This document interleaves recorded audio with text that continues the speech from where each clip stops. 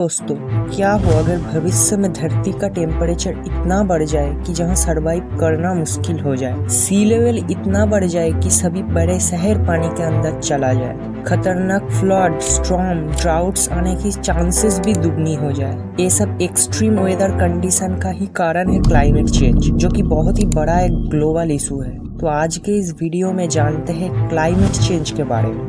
Climate change. The climate change. Well, climate change is very unjust. Climate किसी एक जगह की बड़े लंबे समय से चला आ रहा औसत मौसम है।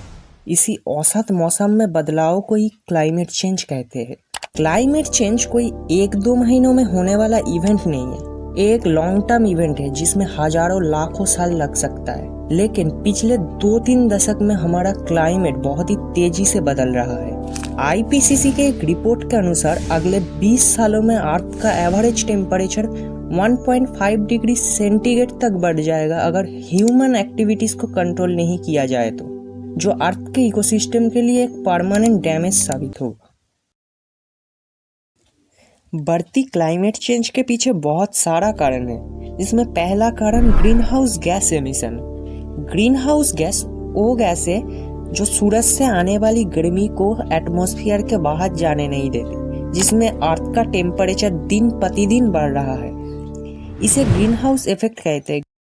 ग्रीन हाउस गैस के कुछ example carbon dioxide, methane, nitrous oxide, chlorofluorocarbon, ozone, जिसमें सबसे हानिकारक कार्बन डाइऑक्साइड ही है। दूसरा कारण ह्यूमन एक्टिविटीज। इंडस्ट्री रेवोल्यूशन के बाद से ही फॉसिल फ्यूल लाइक कोल, ऑयल, गैस बहुत ही ज्यादा यूज हुआ है। एज ए रिजल्ट CO2 भी एटमॉस्फेयर में भारी मात्रा में रिलीज हुआ है। रिपोर्ट में देखा गया है ग्रीन हाउस गैस एमिशन में फॉसिल फ्यूल का कंट्रीब्यूशन ही सबसे ज्यादा है। तीसरा कारण डिफॉरेस्टेशन। इसके अलावा डिफॉरेस्टेशन एक सीरियस फैक्टर है क्लाइमेट चेंज के पर्सपेक्टिव में, जिससे कार्बन डाइऑक्साइड धरती में बढ़ता ही रह रहा है, जो कि टोटल कार्बन एमिशन में 12 से 20% है। धरती का टेम्परेचर ऑलरेडी 1.1 डिग्री सेंटीग्रेड तक बढ़ चुका है। एक डिग्री के राइज से बड़े खतरनाक वेदर इवेंट देखने को मिलता है। क्लाइमेट चेंज से वेदर पैटर्न की फ्रीक्वेंसी और इंटेंसिटी बढ़ जाता है। मतलब गर्मियाँ और ज्यादा गर्म होगा, सर्दियों में और ज्यादा ठंड पड़ेगा। हीट वेव, टॉर्नेडो, ड्राउट्स आने के भी चांसेस एक्सपोनेंशियली बढ़ जाता है। बढ़ती गर्मी से पोलर एरियाज की ग्लेशियर्स, आइसबर्ग मेल्ट होने के कारण सी लेवल बढ़ रहा है। क्लाइमेट चेंज से सिर्फ हमें हैबिटेट और नेचर का नुकसान ही नहीं, उसके साथ साथ इकोनॉमी पे भी डायरेक्ट इम्पैक्ट पड़ेगा।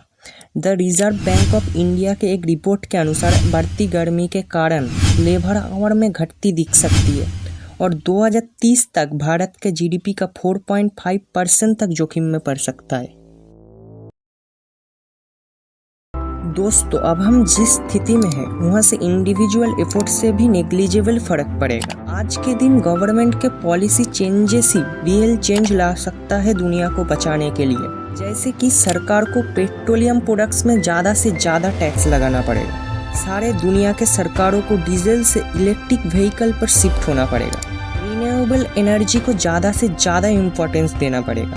भारत 2030 तक अपनी 50% एनर्जी रिक्वायरमेंट रिन्यूएबल एनर्जी से पूरी करेगा।